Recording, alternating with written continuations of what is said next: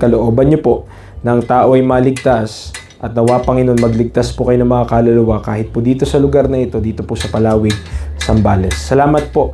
Kayo po ang maitaas at maluwalhati sa pangalan ng tanging Panginoong Yesus. Amen and amen. Alright, tayo po ngayon ay mag-aaral sa salita ng Diyos at ang title po ng ating pag-aaralan is The Gospel of Your Salvation. Nilagay ko din po yung verse dito para sa mga wala pong Bible, makikita nyo rin po. Ang ating talata, Ephesians chapter 1, verse number 13. Ano po? Ephesians chapter 1, verse number 13. At dito po sa Ephesians 1:13 nakalagay po ang mga salita pong ito. In whom ye also trusted, after that you heard the word of truth, the gospel of your salvation. In whom also after that ye believed, ye were sealed with that Holy Spirit of promise. So yung talata po na yan, yung magiging gabay po natin sa ating po pag-aaral sa araw po na ito. Ating po pag-aaralan, 4 na bahagi. Meron po tayong outline. Ano po? Yan. Una, ano yung gospel of your salvation? Ano po yun? What is the gospel of your salvation? Pangalawa, attacks against the gospel of your salvation. Yung mga atake, yung mga hadlang, yung mga balakid po pagdating sa ebanghelyo. Pag tinagalog mo yung gospel, ebanghelyo. Pangatlo, the simplicity of believing the gospel of your salvation. And lastly, the effectual work of believing the gospel of your salvation. Ano yung magiging epekto nito? What is the effectual work? Ano yung epekto kapag pinaniwalaan ng isang tao yung gospel? What is the effectual work? At yun nga, nakalagay po dito, sealed with that Holy Spirit of promise. So, kung hindi nyo pa naiintindihan po lahat ng yan, yung dahilan po ay pag-aaralan natin ngayon para po maintindihan natin. So, una, without further ado, ano po yung gospel of your salvation? What is the gospel of your salvation? So, tiligan natin yung meaning, yung kahulugan, yung definition po. Okay, una, bago maintindihan yung gospel of your salvation, we need to define what is the gospel. Ano yung gospel pagdating sa salita ng Diyos? At para gawin yon, ikukumpara natin dalawang talata. Isaiah 61, 1-2. Okay? At parang nailagay ko hanggang verse 3. Tapos Luke 4, 18-20. Bakit po, preacher, bakit dito, lumantipan to eh. Tas dito, sa New Testament, canon na nakalagay? Yung Luke. Bakit i-compare natin sila? Dahil, may kita po natin mamaya, Luke is fulfillment of Isaiah. Yung sinulat po dito sa book of Isaiah, natupad dito. At titignan natin kung paano nangyari yun. Isaiah 61:1, the Spirit of the Lord is upon me, because the Lord hath anointed me to preach good tidings. So yun, bilugan nyo po yan. Kung meron kayong Bible or may take notes kayo, good tidings. Tandaan nyo po yan. Good tidings unto the meek. He hath sent me to bind up the brokenhearted. Okay? To proclaim liberty to the captives and the opening of the prison to them that are bound. To proclaim the acceptable year of the Lord and the day of vengeance of our God, to comfort all that mourn, to appoint unto them that mourn in Zion, to give unto them beauty for ashes, the oil of joy for mourning, the garment of praise for the spirit of heaviness, that they might be called trees of righteousness, the planting of the Lord, that He might be glorified. So, the book of Isaiah, kung hindi nyo po alam, is a book of prophecy. Kuya, ano po ibig sabihin ng prophecy? Ang prophecy po, ibig sabihin nun, ay history written in advance. Mangyayari pa lang, pero sinulat na.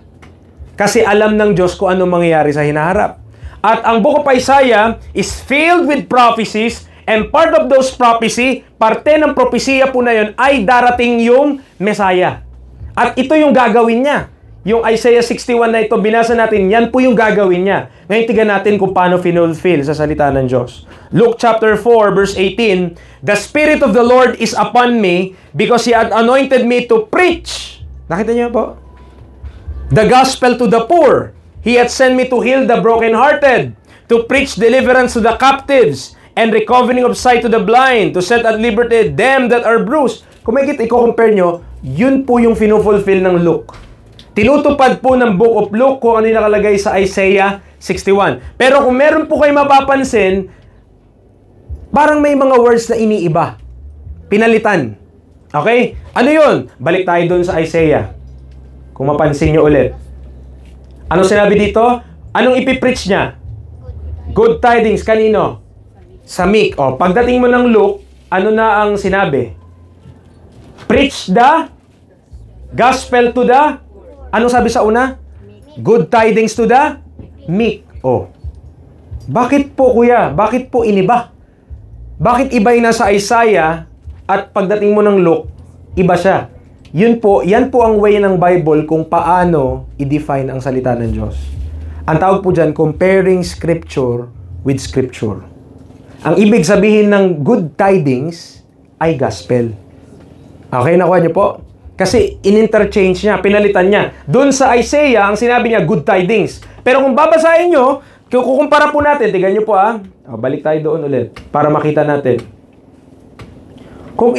Tignan mo, good tidings, bind up the brokenhearted. May brokenhearted din doon, di ba? Yun, hindi pinalitan eh. Brokenhearted, liberty to the captives, opening of the prison to them that are bound. O, tignan nyo kung pagkakasabi dito. Anointed me to preach the gospel to the poor. And by the way, sa Luke po, ang nagsasalita na dito, si Jesus Christ.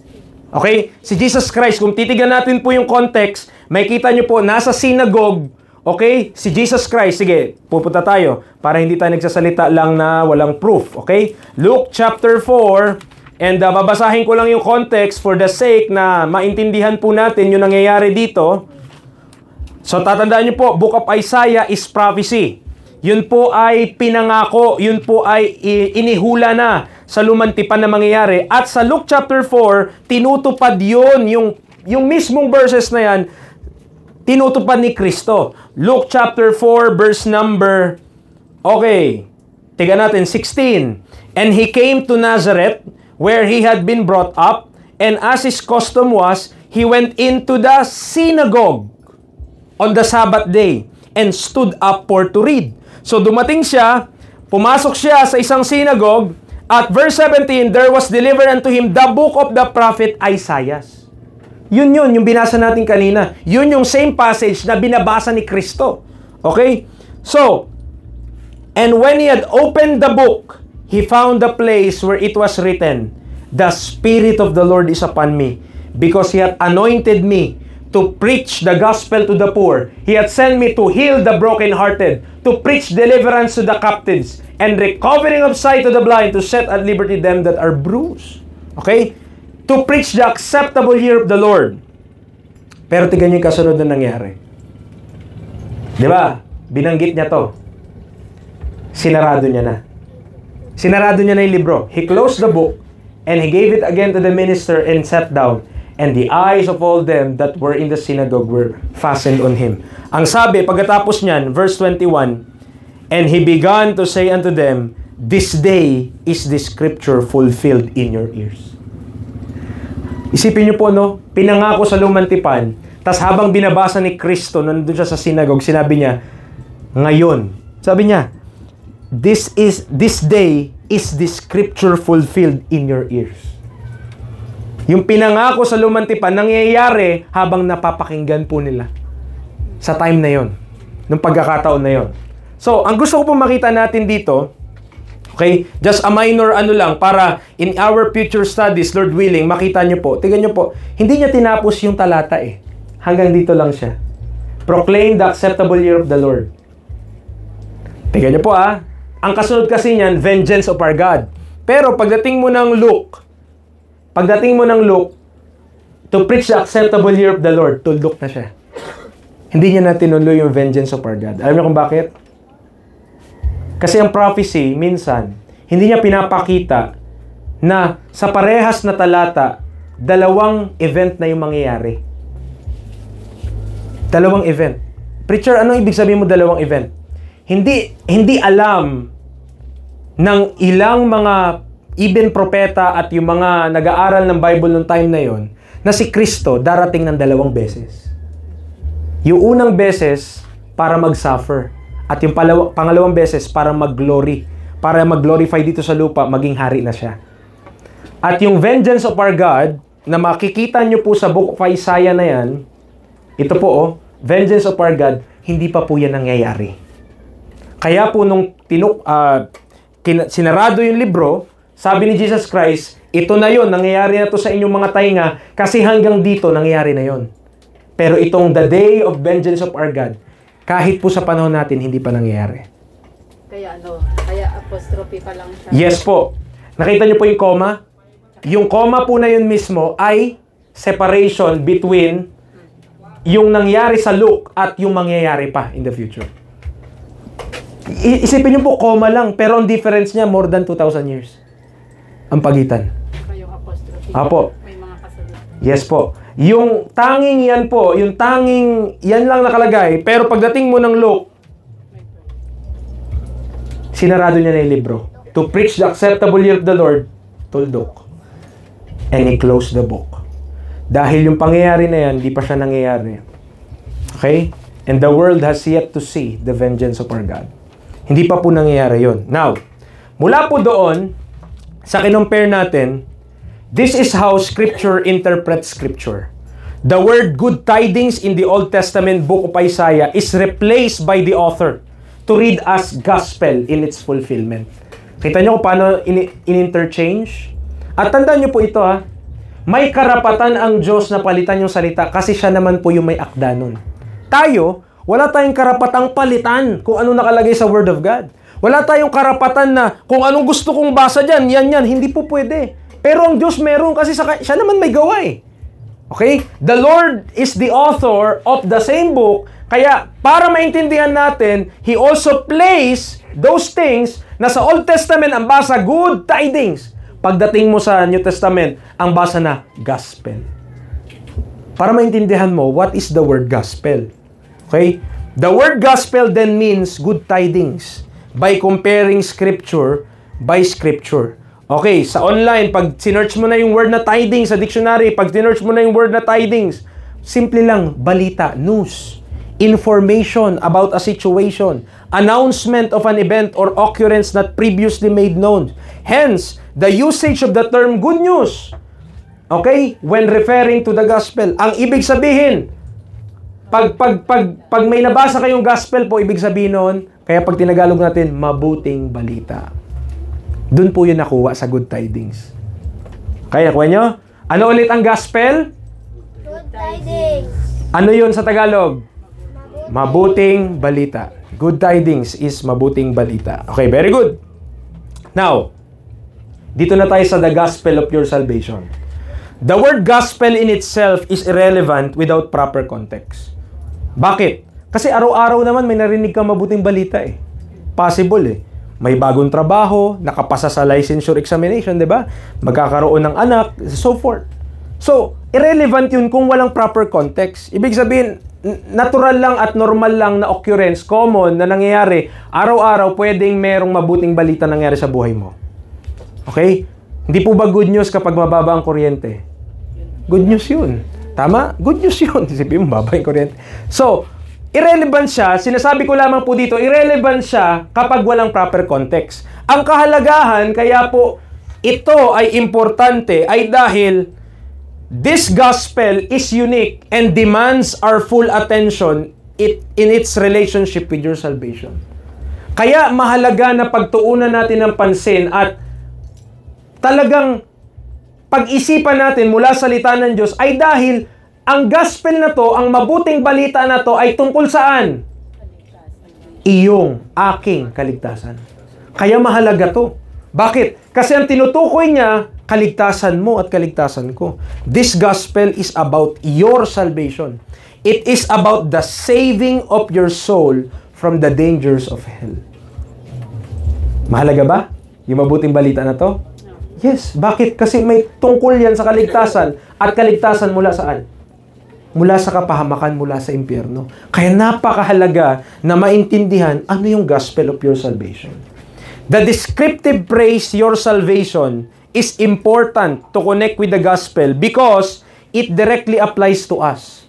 Napakahalaga. Pag sinabi niya lang na gospel, ulitin ko po ha, pag sinabi lang ng Bible na gospel, sabi ko nga po sa inyo, marami pong gospel sa Bible. Iba-iba. Pero ang pinakamahalaga mo na maintindihan na gospel sa Bible ay gospel of your salvation. Okay? Kasi iyon ay direktang pwede mong i-apply sa atin at tayo po ay considered na mga hintil sa laman. We are Gentiles in the flesh according to the Bible. And ulitin ko, hindi lahat na nasa Biblia gospel. Yung vengeance of our God, yung paghihimutok, yung galit ng Diyos, good news ba yun? Hindi yun good news. Tama po? Hindi siya good news. Ano lang yung good news? Yung hanggang sa acceptable year of the Lord. Pero after the acceptable year of the Lord, at ito na yung day of vengeance of our God, hindi na yung good news. Kaya sasabihin ko po sa inyo, hindi lahat ng mababasa nyo sa Bible, mabuting balita. Pero yung mabuting balita tungkol sa iyong kaligtasan, yan ang mahalaga. Okay? Yung mabuting balita tungkol sa kaligtasan ng kaluluwa mo at kaligtasan ng kaluluwa ko, yan ang importante po. At ito pa, hindi porket marami kang alam na verses, alam mo na yung gospel. Pag-attend sa simbahan, hindi po ibig sabihin nun, alam mo yung gospel of your salvation. Attending church alone, hindi yan nagkagaranti. Hindi ginarantiya na ang tao alam niya kung ano ang gospel of your salvation. The gospel of your salvation is a specific message or news. Specific siya. Okay? Specific siya. Ibig sabihin, meron siyang certain, sigurado, okay, na nilalaman. May laman siya na sadya namang, sige, paupuin niyo po sila. Alright. Yan. Sadya naman, pag sinabi nating gospel of your salvation, yung kanyang laman, okay, ay sigurado, meron siya talagang laman. Hindi pwede na kahit ano na lang ilagay mo dun. May certain things, may mga siguradong bagay na kailangan nating maunawaan pagdating sa gospel of your salvation. It is a message, and as such, it has elements which is necessary to be understood. Tama? Halimbawa, meron pong tayo dito kapag pag may bagyo, iba po nangangamba na. Siyempre, ang lakas ng alon dyan sa laot. Oh. Tapos may mga nauna, nakapunta na sila sa Pampang. Di magbabalita sila dito sa mga pamilya. Nasaan na asawa ko, ganyan. Paano kung ang balita? Ay, si ano? Wala hindi ko nakita eh. Ay, si ano? Parang yung bangka niya tumaob. Parang gano'n, no? Pag kulang, yung point ko lang po, kapag kulang yung informasyon, okay? Paano mo, binalita mo pa? Kulang-kulang naman. Ibig sabihin, hindi mo tiyak eh. So, dapat pag nagbalita ka, ay, nandoon pa. Kinukuha pa yung mga isda doon. Sayang. O, di ba? So, kung gano'n, kung ang mensahe ay maliwanag at merong laman talaga, yan ang matawag mo talaga na maayos na balita. At pagdating po natin sa mabuting balita, okay, meron po talaga yung nilalaman na kailangan mong maunawaan at matanggap. Okay? So we shall see the gospel of your salvation. Babasahin natin sa Bible kung ano talaga yung gospel of your salvation. Dito nyo yan makita. 1 Corinthians 15, 1-4. This passage of the scripture, diyan nakalagay yung elemento, diyan nakalagay yung nilalaman kung ano ang gospel. O kung ano ang, ulitin ko, ano ulit yung gospel? Good tidings. Ano sa Tagalog? Mabuting balita. 1 Corinthians 15:1. Moreover, brethren, I declare unto you the gospel which I preach unto you, which also ye have received, and wherein ye stand. Nakita niyo po, ang gospel na ito, pinangaral sa kanila, na kanilang natanggap, at kung saan sila rin ay nakatayo. Nakuha nyo? So, ang gospel na to pinapangaral. Kagaya po ng ginagawa natin ngayon, we are preaching the gospel. Pinapangaral natin yung ebanghelyo. Pero ano yun? By which, at tingnan nyo po yung epekto nito ha. Kagaya nung binasa natin sa Ephesians chapter 1, yung gospel na ito, ang dahilan kaya sila ay ligtas. By which also ye are saved. If you keep in memory what I preach unto you, unless you believe in vain. Okay? Nakuha nyo? So, ang gospel na to responsable sa kaligtasan ng tao. Ang gospel na ito responsable para ang tao mula sa kapahamakan ay maisagip, mailigtas. Now, ano nga exactly yung gospel? Ito na po yun. Verse 3 and 4. For I delivered unto you first of all that which I also received, how that Christ died for our sins, according to the Scripture, First thing na kailangan mong maintindihan pagdating sa gospel, tungkol siya kay Kristo. It is relating or it is about Christ. Tungkol siya kay Kristo. Pero hindi lang basta tungkol kay Kristo, kundi tungkol sa ginawa ni Kristo. Tungkol saan?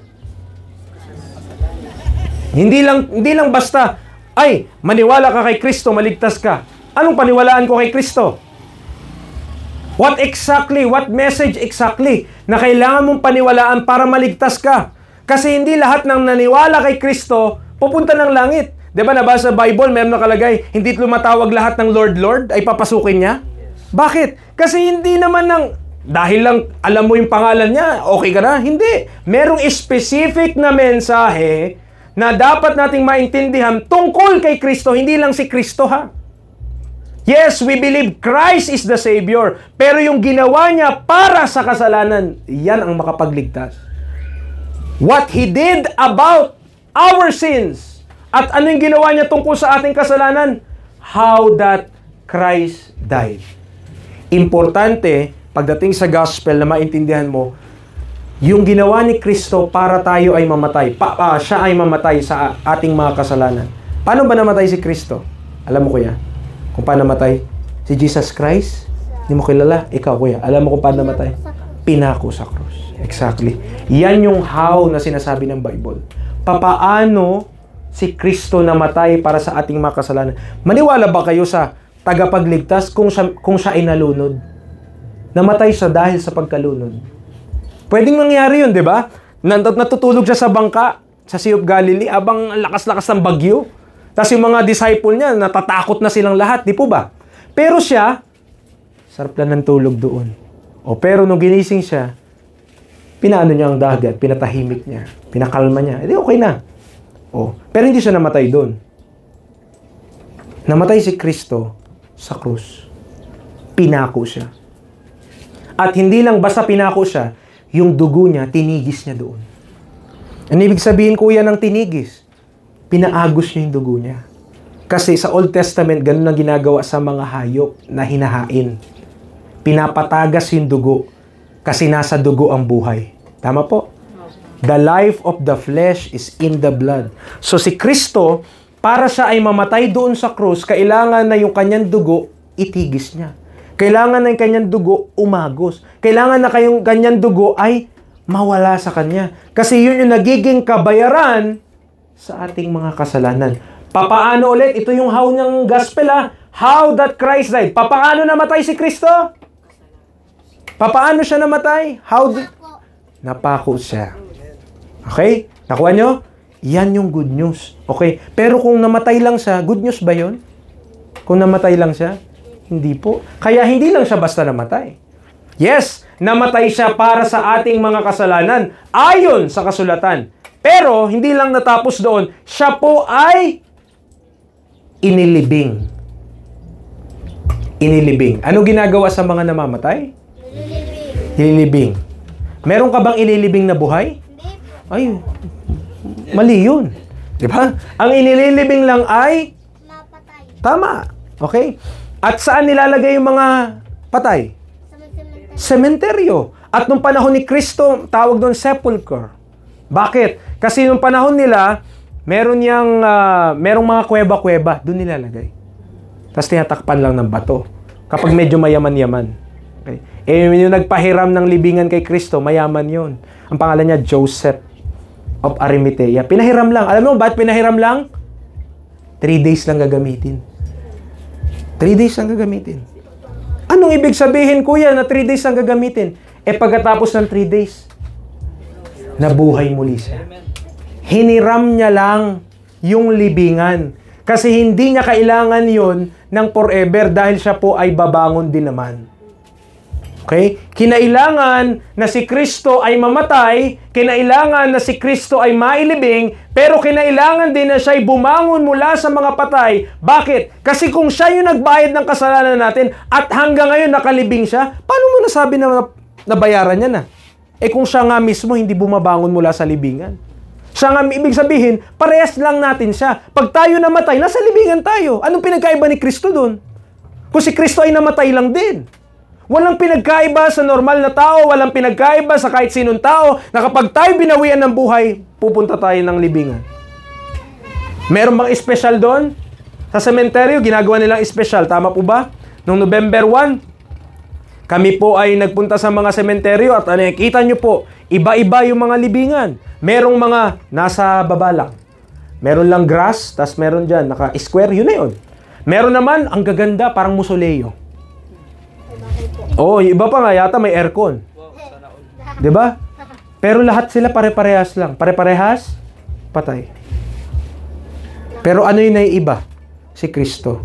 Bakit? Namatay siya, pero nabuhay siya sa ikatlong araw. At yung kanya pong pagkabuhay na magmuli, ang kanyang pruweba na nabayaran niya ng ang tunay ang ating mga kasalanan. Yan po yung gospel. Yan po yung good news. Yan po yung ang mabuting balita ay tungkol saan? Papaano namatay si Kristo? Pinako siya sa krus. Pero hindi lang basta pinako. Ano nangyari sa dugo? Tumigis doon sa krus. At pagkatapos niyang tinigis yung dugo niya at siya'y namatay, anong ginawa? Nilibing po siya. Pero pagkatas ng 3 araw, ano nangyari? Nabuhay siya. At yun po ang sinasabi ng Biblia na gospel of your salvation. Yun yung kailangang paniwalaan ng tao, yun yung kailangang sampalatayanan ng tao, yun yung kailangang paniwalaan mo ng buong buo sa iyong puso na walang ibang makapagbayad ng iyong kasalanan maliban sa ginawa ni Kristo para sa iyo at para sa akin. Yun yung gospel of your salvation. Nakuha nyo? Okay. So, the gospel of your salvation is a message first received and entrusted to the Apostle Paul for him to minister. Ang point lang natin dito, ibinigay kay Apostol Pablo. Yung 1 Corinthians, si Pablo po yung sumulat nun. Pero hindi nangangahulugan, salita niya yon. Salita yun ng Diyos, pinasulat lang sa kanya. Nakuha nyo? So si Apostol Pablo, siya yung pinagbigyan, siya yung dinalhan, siya yung in-entrust. Sa kanya in-entrust yung mensahe na yun para ipamahagi at umabot sa ating panahon ngayon. It is about the accomplishment of Jesus Christ in dealing and paying for the sins of men righteously. Kailangan nating maintindihan when it comes to salvation, when it comes to paying for sin, pag pinag-usapan natin ay pagbabayad ng kasalanan ng tao, ang dapat nating isaalang-alang palagi ay ang katwiran ng Diyos. Ano ibig sabihin ng katwiran, kuya? Meron ba kayong kilalang tao na hindi nagkakamali? Wala po. Ha? Wala kang kilala? Ako rin wala eh. Si Kristo lang. Yung ginawa niya, kung sinabi ng Bible na binayaran niyang ating mga kasalanan, dapat ang pagkakagawa na yon, matuwid yon. Hindi pwedeng may pagkakamali. Kapag may isang kasalanang nagawa si Kristo, hindi na siya qualified. Hindi niya na tayo kayang iligtas. Kasi walang pinagkaiba sa atin eh. Okay? Nakuha niyo? So dapat, ang magbayad ng ating kasalanan, walang kasalanan. Dapat ang magbabayad ng ating kasalanan, siya mismo walang pagkakamali. At ang ginawa ni Kristong pagbayad sa ating mga kasalanan, matuwid. Walang kahit anong bahid ng pagkakamali ang nagawa ang Panginoong Hesus para bayaran ng ating mga kasalanan. Therefore, yung gospel of your salvation is about pagkamatay ni Kristo sa krus by crucifixion. Tama? Shedding of His precious blood, pagtigis ng kanyang importante, mahalagang dugo, kanyang pagkalibing at pagkabuhay na magmuli sa ikatlong araw. Okay? The gospel, ang mabuting balita ay tungkol sa anong ginawa ni Kristo para bayaran ng ating mga kasalanan. Ang gospel po, ulitin ko, hindi lang tungkol sa sino si Kristo. Ay, anak siya ni Maria. Ay, siya ay pinalaki ni Jose. Ay, siya ay nabuhay sa Nazareth. Hindi lang po yung tungkol doon. Tungkol ang gospel sa specific, partikular na ginawa ni Kristo tungkol saan? Sa ating mga kasalanan. Tungkol ito. Ginawa ni Kristo, yung ginawa ni Kristo para mabayaran ng ating mga kasalanan. Yan po, specific ang gospel. Nakuha nyo? Mabuting balita siya. Bakit? Kasi ang masamang balita, babayaran natin yung kasalanan natin eh. Kaya nga mapupunta tayo na impyerno kung hindi tayo maliligtas. Masamang balita yun. Ang mabuting balita, hindi na kailangang ikaw ang nagbayad. May nagbayad na para sa iyo. Diba? Kayo ba, pag bumibili kayo dito, gusto nyo kayo nagbayad o may nanlibre sa inyo? Ba gusto nyo libre ng tropa? Oh. Ayaw nyo libre? Gusto nyo libre, di ba? Oo. Gusto libre. Sipin mo, may nagbayad sa'yo. Ibig sabihin, hindi ikaw yun ang hingi sa nanay mo. Siya yun ang hingi sa nanay niya at ikaw ay nilibre niya. Oh. Pagdating sa kasalanan, hindi tayo yung nagbabayad na. Kapag mapunta na impyerno, tayo yung nagbabayad nun at walang katapusang pagbabayad yun. Walang katapusang pagbabayad kasi hindi mo naman mababayaran yung kasalanan mo eh. Yung ginawa mo laban sa Diyos. Pero yung ginawa ni Kristo, approve. Approve sa Ama. And therefore, pwede tayong maligtas, pwede mapatawad ating mga kasalanan sa pamagitan ng kanyang dugo, sa pamamagitan ng pagkapako sa kanyang pagkalibing, muling pagkabuhay, ikatlong araw. This is the very message. Ito yung pinakamensahe na kailangang sundin at susundin mo sa pamagitan ng pagtitiwala o paniniwala na magre-resulta saan? Saan magre-resulta pag pinaniwalaan mo yung gospel of your salvation? Kaligtasan. Salvation. Tama po. Kaligtasan. Yun yung tungo noon. Yun yung diretsyo noon. Yun yung kakapuntahan noon. Kapag pinaniwalaan ng tao yung mensahe tungkol sa kanyang kaligtasan para siya'y maligtas, siya po ay maliligtas. At ang tanging requirement para maligtas ay nakalagay doon sa ating mga binasa. The requirement of God for men to be saved is the simplicity of believing the gospel of your salvation. Sir, preacher, kuya, ano lang kailangan namin gawin? Paniwalaan. Ang dali naman. Ganun lang kadali yun. Ano palang gusto mo? Mahirap? Okay? At papaunawa ko po sa inyo, dahil ang mensahe na ito, ang dulot niya ay kaligtasan sa tao. Tama? Ang mensahe na to, kapag pinaniwalaan, ang resulta niya kaligtasan, sa palagay nyo, hindi ito aatakihin ng dyablo? Hindi ito kakalabanin ni Satanas? Siyempre kakalabanin niya yan. Kaya pangalawa, ito yung mga attacks. Mga atake tungkol saan? Sa gospel of your salvation. So kailangan natin maintindihan na the God of this world. Sino kaya yan? Having gone through defining the gospel of your salvation, a curious mind can begin to wonder on the simplicity of the gospel. Pwede niyong itinatanong ngayon, kung ang gospel ay sobrang simple, at pag naniwala ka, maliligtas ka na, bakit ang dami parang hindi ligtas? Diba? Pwede niyong may tatanong po yan. Ang dali naman pala, maniniwala ka lang doon sa ginawa ni Kristo, maniniwala ka lang sa Ebanghelyo, maligtas ka na. Bakit ang dami parang hindi ligtas? Tama? Yan. 2 Corinthians 4:4, mabigyan tayo ng understanding tungkol sa kung bakit ganon.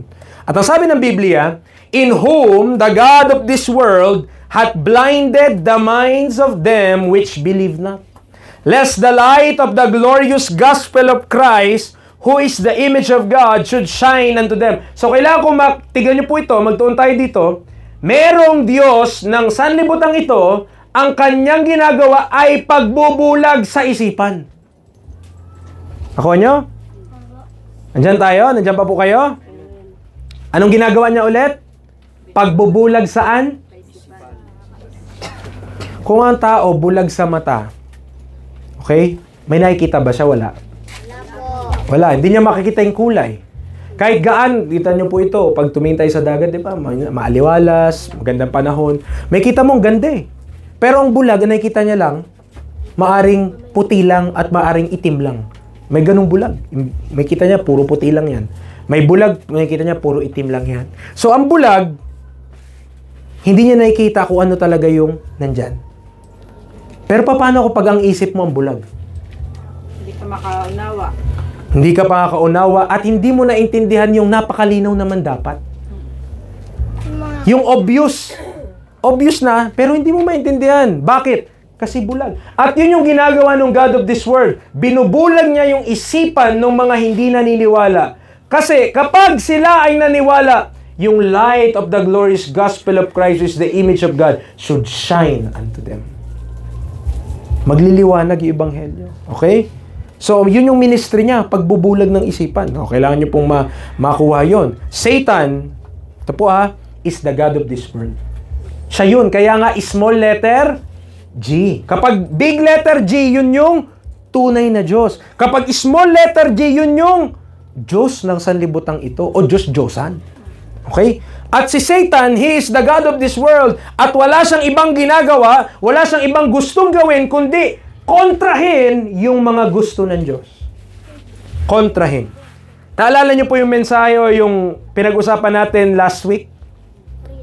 Yung kalooban ng Diyos? Kung ang kalooban ng Diyos ay maligtas lahat ng tao, all men to be saved, at pangalawa, to come unto the knowledge of the truth, ang ginagawa naman ni Satan, taking men captive by him at his will. Kung ang Diyos gustong palayain ang tao sa kasalanan, si Satanas, patuloy niyang binibihag at patuloy niyang kinukulong at patuloy niyang binibitag ang mga tao. Okay? Ang Diyos, ang gusto niya palayain tayo sa kasalanan. Si Satanas, ang gusto niya, ikulong ka. Huwag kang aalis. Huwag kang aalis. Satan is blinding the minds of them which believe not. Ang ginagamit niya, lust, flesh, this world, and deceit o pandaraya in order to prevent men from believing the gospel. Marami siyang ginagamit na mga pamamaraan. Pwede kanya makuha sa sanlibutan, yung mga kasikatan, yung kayamanan, yung karangyaan. Ang daming mga nasisilaw doon. Tingnan mo, hindi nila naiisip ang Diyos. O kung may naisip naman nila ang Diyos, parang ang Diyos sa kanila palamuti lang. Diba? Thank you Lord. Pero world. Nakuha niyo? Marami siyang pamamaraan. Pero ito yung pinaka-nakakatakot at gusto ko maintindihan natin. Si Satanas po, may mga ministro. May minister siya. May preacher siya. May teacher siya. May mga pastor siya. Nagtatrabaho yun para sa kanya. Not necessarily alam nila yun. Pero, according to the Bible, ganito siya. Okay? If men are to be deceived powerfully, kung ang tao ay madadaya, the deception must be so good, the person deceived can't believe it's a lie. Tama? Para maging makapangyarihan yung isang pandaraya, dapat hindi mo alam na nadaya ka. Di po ba yung parang mga budol-budol? Kakausapin ka lang, maipapahawak pa siya sa'yo. Hindi mo alam nakuhanan ka na pala ng bag. Hindi mo alam nakuhanan ka na pala ng wallet. Hindi mo alam nakuhanan ka na ng cellphone. Kasi tiwalang-tiwala ka, ito, may pera tong laman na, ingatan mo to. Yan, tapos di mo na alam. Malaman mo na lang kapag isang oras na naghintay ka sa kanya, hindi na siya bumalik. Doon ka na lang magising, ay, patay tayo dito. Nakuha yung aking wallet. Patay tayo dito na wala ang aking pera. Ang deception, mangyari ang deception kapag hindi mo alam. Okay? Kasi kung alam mo na agad, obvious na deception yan, di ka na madadaya. Alam mo na eh. Tama? Pero kung hindi obvious, doon nadadaya ang tao. That is the function of deceived churches and religion of today. At yun po yung nakakatakot. O, tingnan natin. 2 Corinthians 11, 13 to 15. Tingnan natin ha. Ang Bible. For such are false apostles, deceitful workers, transforming themselves into the apostles of Christ. And no marvel, for Satan himself is transformed into an angel of light. Imagine, si Satanas mismo, transformer. Si Satanas mismo, ang kanyang pakilala, ang kanyang manifestation, siya ay anghel ng liwanag.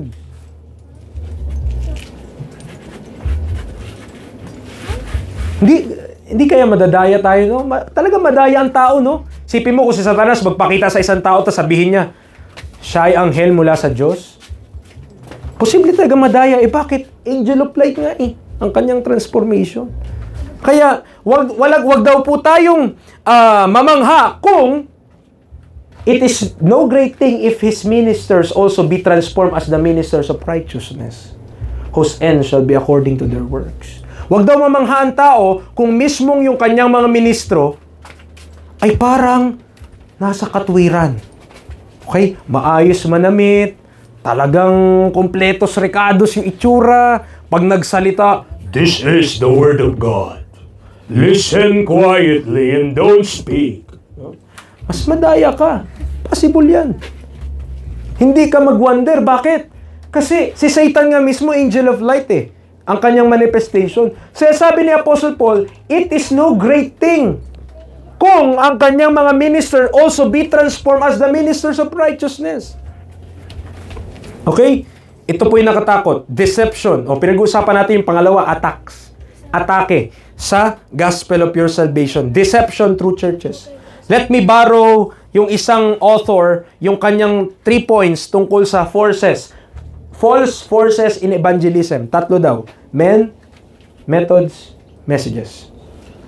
Sadly, through these 3 M's, deception is disseminated since the 1st century. Andiyan nyo po nung sinulat yung 2 Corinthians, yung mga binabasa natin kanina, unang siglo pa lang. Anong taon na tayo ngayon? 2000? Alam nyo kung kailan nasulat yung Corinthians? Wala pang 100 AD. Ilan na ngayon? 2000. Ibig sabihin po, meron ng difference na more than 1,900 years. 1,900 years nang nakalipas, isinulat yung mga talata na yon. Pero itong nakamangha doon, since nung time ni Apostle Paul, meron ng mga false apostles.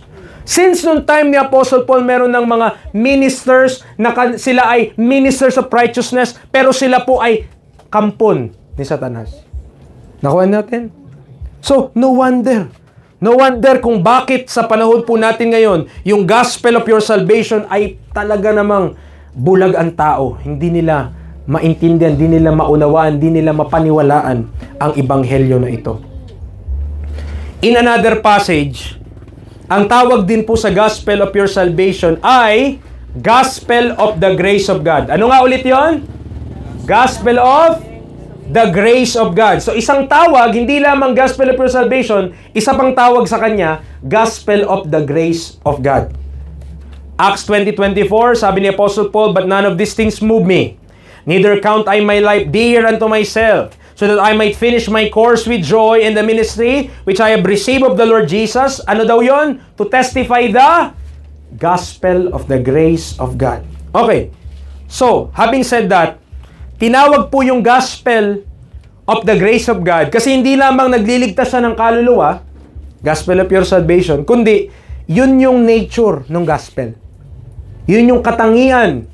Yun yung pagkakakilanlan ng ebanghelyo. Grace is often defined as an unmerited favor, meaning undeserved and bestowed in the context of salvation, not based on human merit but solely in God's goodness. Pag sinabi natin grace, ang konteksto, pag sa konteksto ng kaligtasan, ibig sabihin, ang tao wala kang ginawa. At hindi mo deserve. Hindi tayo karapat-dapat pagdating sa kaligtasan. Pero ang grace, minarapat tayo. Okay? So, gospel of your salvation, yun yung function ng gospel. Ano yung function niya? Magligtas. Pero yung nature niya, katangian niya, biyaya. Kaya tinawag din siyang gospel of the grace of God. Kasi yung biyaya ng Diyos ang nag-ooperate dun sa gospel na yun. Okay? At ang biyaya, ang sabi nga, ang kalimitang naririnig dito, pag sinabing grace, undeserved, unmerited favor. Hindi mo deserve. Hindi ka karapat dapat. Pero natanggap mo, natanggap ko. Now, iko-contrast natin, may contrast yung grace. Ang contrast niya is works. Magkaiba po ang biyaya at gawa. Magkaiba. Romans 11:6. "And if by grace, then is it no more of works. Otherwise, grace is no more grace. But it be of works, then is it no more grace. Otherwise, work is no more work." So, kinontras ng Biblia, maliwanag na pag sinabi mong grace, hindi dapat siya work. At pag sinabi mong work, hindi siya grace. Nandiyan tayo? Okay, magkaiba po yung biyaya at gawa. When this deceived men discuss salvation and how to be saved, hindi ko naman alam, wala naman akong kakilala na magsabi na maliligtas ka ng gawa lang talaga. Okay?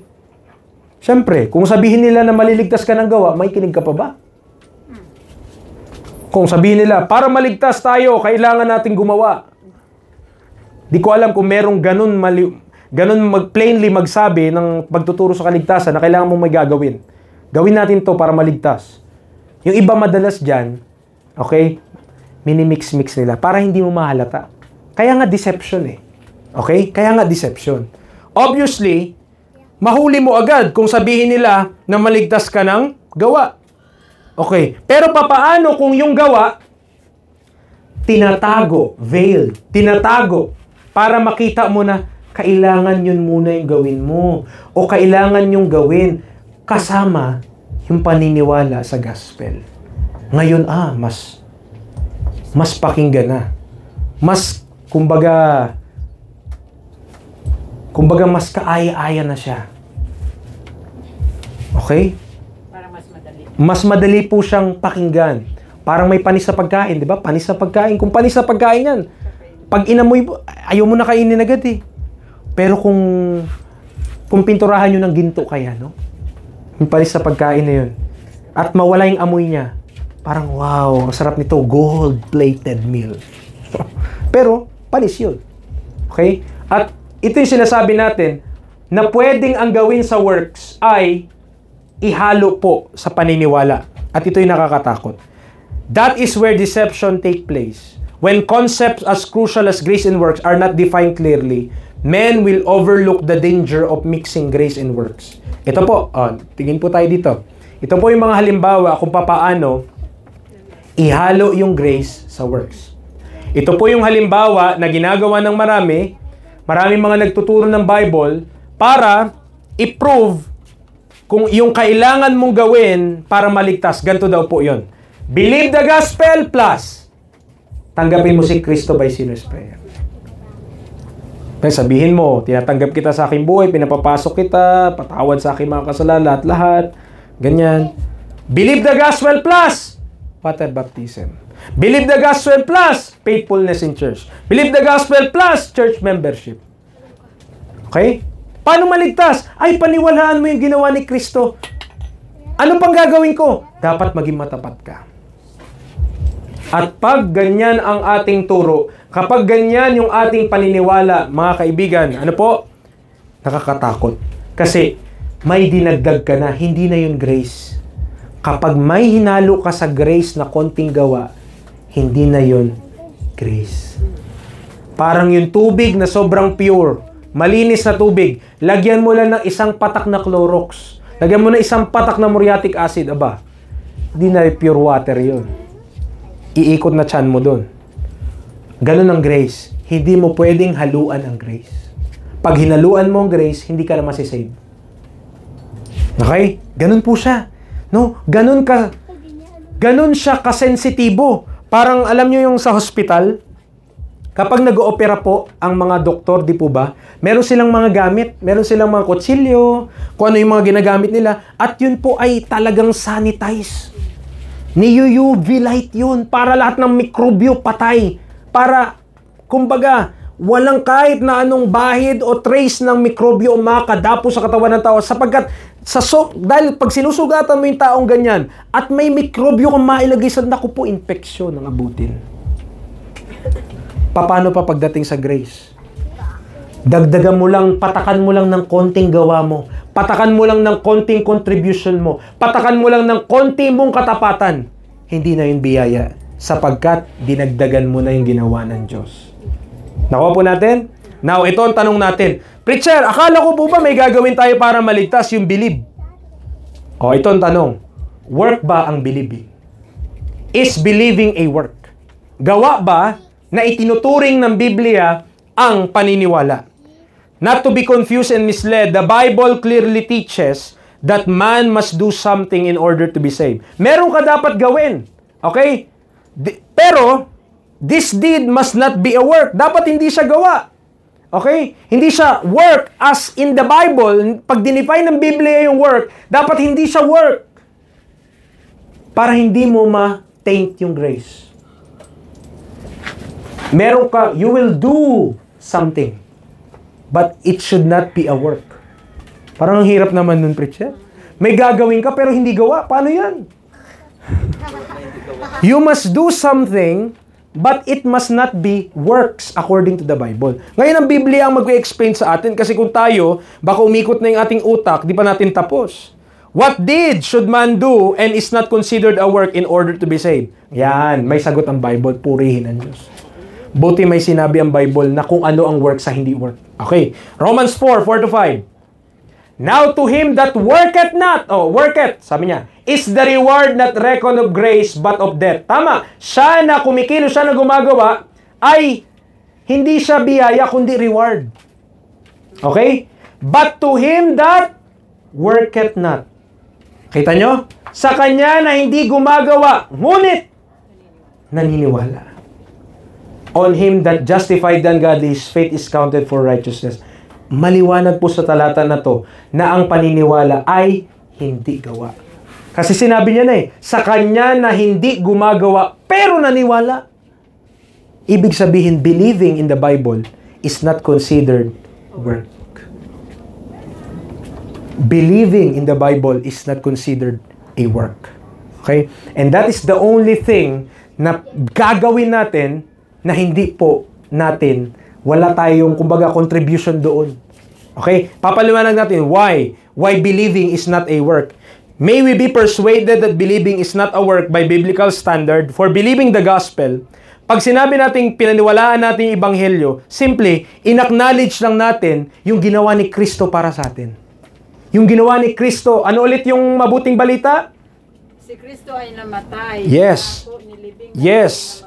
Opo, namatay siya para sa ating mga kasalanan. At yung paraan para ginawa niyo ay tinigis niya yung kanyang banal na dugo doon sa krus ng Kalbaryo. Anong ginawa mo? What is believing in that context? Ang believing ay, naniwala ka lang doon. Ang tanong ko po, may ginawa ba kayo na para paniwalaan yun? Ano ba? Wala. In-acknowledge mo lang. Naniwala ka. Sa mind nga lang eh. Hindi nga kailangan gumalaw yung kamay mo eh. Hindi nga kailangan lumuhod ka eh. Hindi nga kailangan tumaas yung kamay mo eh. Habang nakaupo po kayo dyan, that's the hearing of faith. Kung naniwala na kayo sa ebanghelyo, yun na yun. Ligtas ka.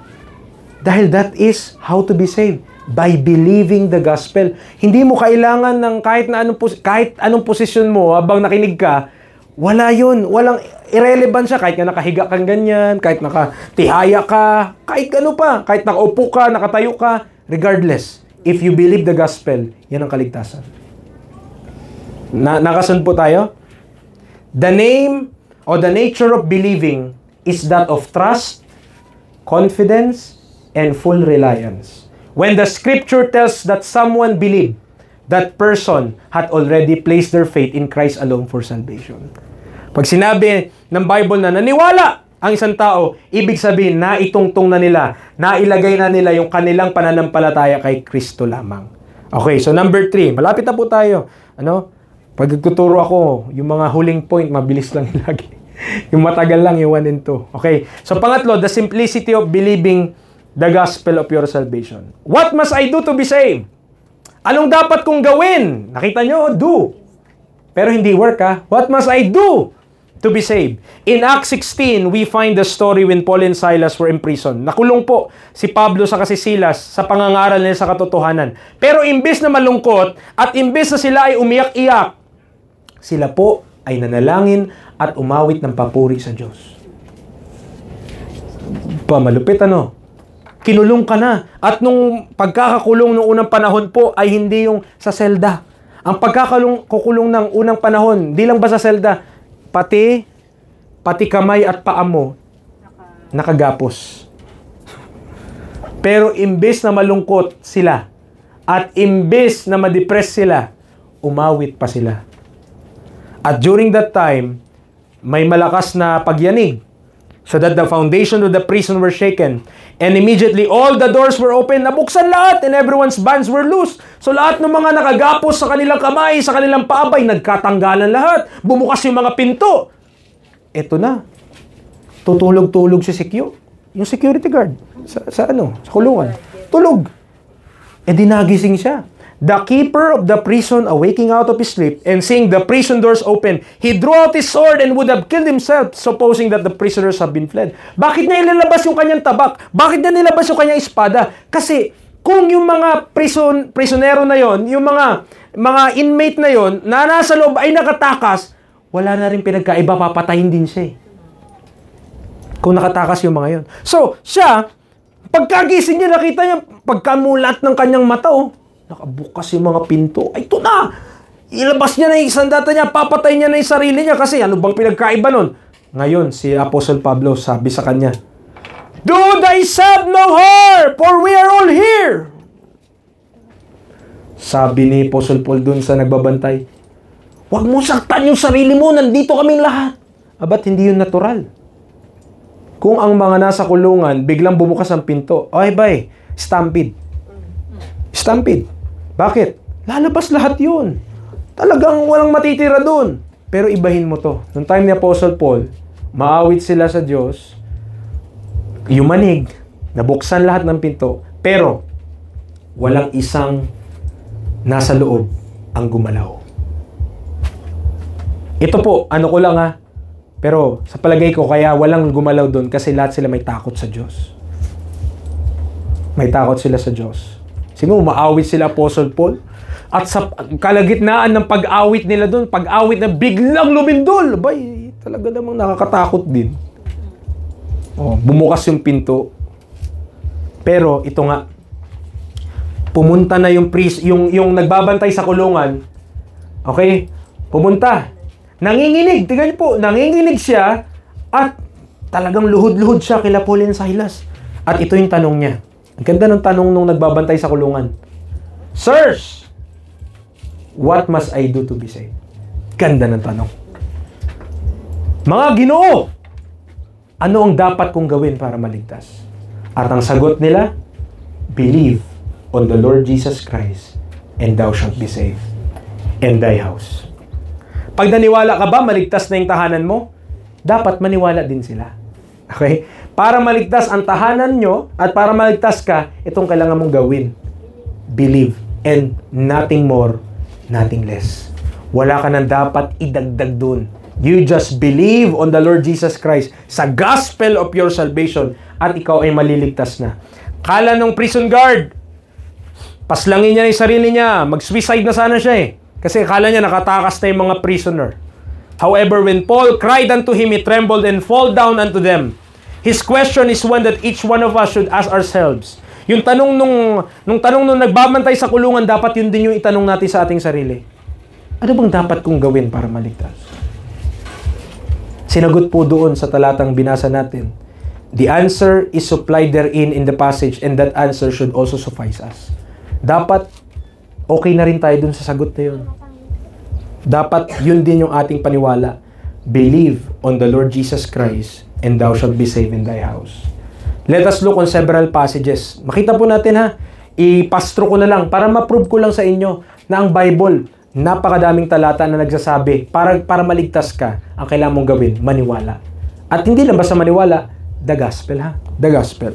Romans 1:16. For I am not ashamed of the gospel of Christ, for it is the power of God unto salvation, to everyone that believeth, to the Jew first and also to the Greek. Romans 3:22. Even the righteousness of God, which is by faith of Jesus Christ, unto all and upon all them that believe. For there is no difference. Romans 3:26. To declare, I say at this time, his righteousness, that he might be just, and the justifier which believeth in Jesus. Okay, Romans 4:24. But for us also, to whom it shall be imputed, if we believe on him that raised up Jesus our Lord from the dead. Romans 10:4. For Christ is the end of the law for righteousness to everyone that believeth. 2 Corinthians 4:4. The God in whom the God of this world blinded the minds of them which believe not, lest the light of the glorious gospel of Christ, which is the image of God, should shine unto them. Believe. Okay? Believe. So, ito yung ministry ng God of this world. Ayaw niya na may maniwala kasi pag naniwala ka, ay mag-shine sa'yo.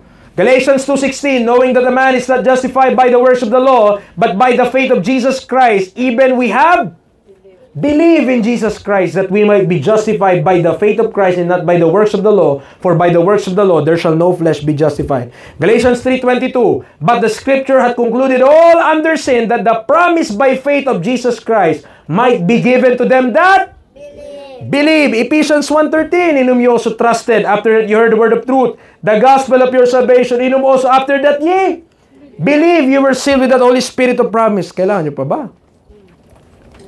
The Bible is filled ng mga passages na nagsasabi, in order to be saved, you need to believe. Kailangan mong maniwala. These passages should be enough to prove that believing the gospel of your salvation is the only way to be saved. Yun lang yung tanging paraan para maligtas. if you believe that you must do something other than believing the gospel of your salvation in order to be saved, you cannot be saved. That is mixing grace and works. Kapag may inisip mo, hindi pa sapat yung ginawa ni Kristo, kulang pa yung ginawa ni Kristo, kailangan magtatapat pa ako, kailangan maging mabuti pa akong tao, kailangan meron pa akong gagawin, ay, ibig sabihin, hindi natin pinaniwalaan yung biyaya ng Diyos. Accessing grace. Let us look in Romans 4:16 and 5:2. Romans 4:16, therefore, it is of faith, that it might be by grace, to the end the promise might be sure to all the seed, not to that only which is of the law, but to that also which is of the faith of Abraham, who is the father of us all. Nakita niyo po, paano siya paano siya sa pamamagitan ng biyaya? Paano mangyayari na nasa pamamagitan ng biyaya? It is of faith. Ang compatible lang sa grace, hindi works. Ulitin ko po hindi compatible ang works sa grace. Anong compatible sa grace? Faith. Okay, Romans 5:2.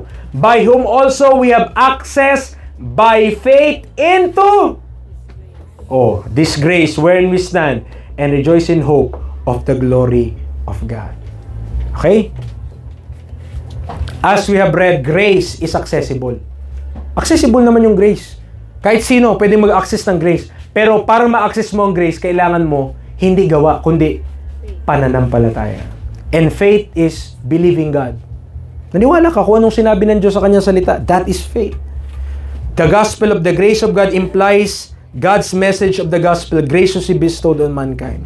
Hindi mo kailangan maging Hudyo in order to receive the benefits of salvation. However, there is a clear prerequisite for anyone in order to be saved or access grace. Merong maliwanag na prerequisite. Merong maliwanag na kailangan pa rin gawin. Ano yung kailangan ulit gawin?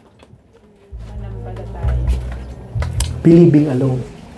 By believing alone. Lastly, last point po. Okay, number 4. The effectual work of believing the gospel of your salvation is being sealed with that Holy Spirit of promise. The indwelling of the Spirit. We find in the Old Testament how glorious it is when God is seen. Okay, sa Old Testament, di ko nabasahin po, pero sa Old Testament, ang Diyos, tumitira siya dun sa tabernacle or sa temple. Bumaba talaga. Pero, wala nakakita sa Diyos noong time na yun. Wala. Kahit naman sa panahon natin ngayon, wala nakita sa Diyos. One day, we shall see Him. Pero right now, hindi natin makita. Pero sa Old Testament, visible, nagmamanifest siya na nandun siya sa templo. Literal temple. At maraming mga reference sa Bible na ang Holy Spirit tumitira sa tao para may gawing certain things. Certain thing and certain task. The Spirit is the third person in the Godhead. The Spirit is also called the Holy Ghost. The Holy Ghost is God Himself. God is a Spirit Himself. Not to be confused with spirits which are multiple and varied. So ang Diyos may passage po sa Bible, hindi po tama yung God is a spirits. Singular lang. God is a spirit. Okay? So, now, for the believers, there's a doctrine worthy for admiration and amazement. Merong doktrina na dapat natin talagang tignan at tayo mamangha. That is, yung doktrina na ang Diyos tumitira sa bawat isang mananampalataya through the Holy Spirit. Kailan nangyari yun? When we believe the gospel of your salvation. Kita nyo yun? Talata natin kanina pa. Nasa Kanya, kay Kristo, kayo ay nagtiwala. Pagkatapos na marinig nyo ang salita ng katotohanan. Ano yung salita ng katotohanan na partikular na yun? Ang ebanghelyo ng inyong kaligtasan. Na kung kanino, pagkatapos na kayo ay maniwala. Naniwala tayo sa gospel, tama? If you believe the gospel, ito yung promise. Ye were sealed with that Holy Spirit of promise. Sealed with that Holy Spirit of promise. Alam nyo, ginagamit yun. Di po ba sa mga sulat at sa mga Shopee, may mga seal? Pag bukas na yun, pagdating sa'yo, abay, malaking tsansa ang rider nakinabang na doon sa parcel mo. Hati na kayo. Okay? Pero, sealing, ini-insure ng sealing na makakarating yung isang bagay sa destinasyon niya. Kung papaano siya diniliber. So, kung 3 piraso ito, ipadala ko to 3 piraso na bagay, papunta ng ibang lugar, dapat pagdating doon, dahil may seal, 3 pa rin. Hindi na bawasan, hindi na dagdagan. Sealing of the Holy Spirit, ang ini-insure nun, yung ating kaluluwa, makakarating kasama ng Diyos one day. Walang labis, walang kulang. At pag tayo ay nasil ng Holy Spirit, yun yung earnest of our inheritance until the redemption of the purchased possession unto the praise of His glory. So anong ibig sabihin yan? We are sealed with the Holy Spirit of promise when we trusted in Christ. After that you heard the word of truth, the gospel of your salvation. Masiselyuhan tayo, okay? Yung mismong selyo po, yung mismong selyo. Sa mga sulat, ang selyo tape eh. Kung ano man. Ang misyong selyo po sa mga mananampalataya, believers, ay Holy Spirit. Hindi po, kunyari ako yung Holy Spirit. Ito yung tao. Hindi ko tinatakan yung tao. Kasi pwedeng isil mo lang eh. Oh, sinil ko na. Hindi. Ako mismo yung seal. Ako mismo yung selyo. Yung Holy Spirit mismo yung selyo sa tao. Sealed with that Holy Spirit of promise. That means, God is dwelling inside any believer today through the Spirit. Nakatira ang Diyos. Hindi ba nakakamangha yun? That God is residing in each and every one of us. Hindi sa templo na gawa ng tao, kundi the temple of our bodies. Ephesians 2:22, in whom ye also are builded together for an habitation of God through the Spirit. 1 Corinthians 6:19, what? Know ye not that your body is the temple of the Holy Ghost, which is in you, which ye have of God, and ye are not your own. So, lahat ng mananampalataya, lahat ng mga believers, okay, gusto ko i-clarify po hindi lahat ng tao. Lahat lang ng believers. Kung naniwala ka na sa gospel of your salvation, may promise, ikaw ay naselyuhan na ng Holy Spirit. Ang Diyos ay nakatira na sa'yo kung believer ka. Pero kung hanggang ngayon, hindi ka nagtitiwala kay Kristo lang para sa kaligtasan at meron ka pang iniisip na dagdag sa ginawa ni Kristo, hindi ka pa believer. Ang tawag pa sa'yo, doubter. Kasi nagda-doubt pa tayo. But when we believe the message, when we believe the gospel, alam mo na, ang katawan mo, templo na ng banal na Espiritu. Templo na at tinitirahan niya na. The Holy Spirit residing us until the redemption of the purchased possession. Ibig sabihin kasi ng redemption of the purchased possession, tayo kasi ngayon mamamatay pa. Tama? Yung katawan natin, magiging alabok pa. Ang redemption of the purchased possession, ang kaligtasan, hindi lang sa kaluluwa. One day, pati yung katawan natin, ililigtas niya. That's the redemption of the purchased possession. So, right now, kapag namatay tayo, punta tayo ng langit yung kaluluwa natin, pero yung katawan natin nandito pa sa lupa. Pero isang araw, bubuhayin ng Diyos pati yung katawan. Isasama niya ulit sa kaluluwa, magme-merge, at yun yung makapiling natin ng Diyos magpakailanman na may katawan at kaluluwa ulit.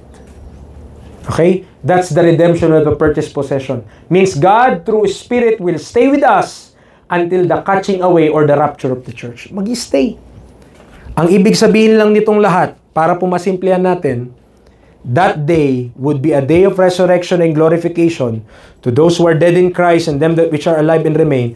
The Holy Spirit then is our proof that the salvation given to believers are permanent and final. Ibig sabihin, hindi na nawawala. Ibig sabihin, kapag naligtas ang isang tao, kailanman wala nang makapag-aalis nun. Kapag naligtas ang isang tao, kailanman hindi na siya mapapahamak. Once saved, always saved. Why? Because it is by grace. Kasi kung may gagawin ako para maligtas, it is not of grace, it is of works. Okay? Conclusion. Thus, we have discussed itong apat na bagay po na ito.